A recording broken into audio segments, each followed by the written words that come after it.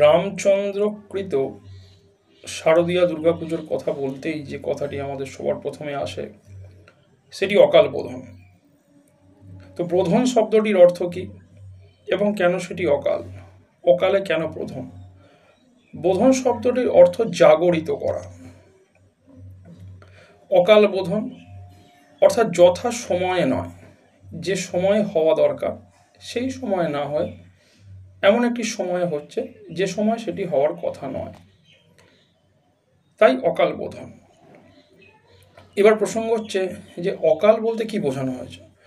অকাল বলতে এই বিষয়টি একটু ভালো করে যদি আলোচনা করা যায় তাহলে দেখা যাবে যে উত্তরায়ণ এবং দক্ষিণায়ন এই দুটো শব্দ আমাদের একটু বিস্তারিত আলোচনা করলে বোঝা যাবে যে উত্তরায়ণ বলতে বোঝানো হচ্ছে মাঘ মাস থেকে আষাঢ় মাস পর্যন্ত। তো মাঘ মাস থেকে আষাঢ় মাস এই 6টি মাস উত্তরায়ণ, এবং শ্রাবণ থেকে পৌষ এই 6টি মাস দক্ষিণায়ন।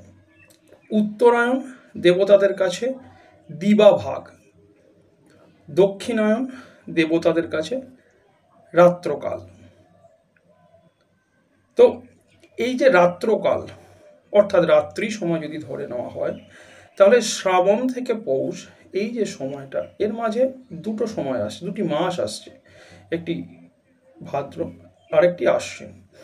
এই 2 মাস আমরা শরৎকাল বলে জানি, এবং এই সময় শারদীয়া দুর্গোৎসব মহাপূজা মা দুর্গার আরাধনা করা হয়।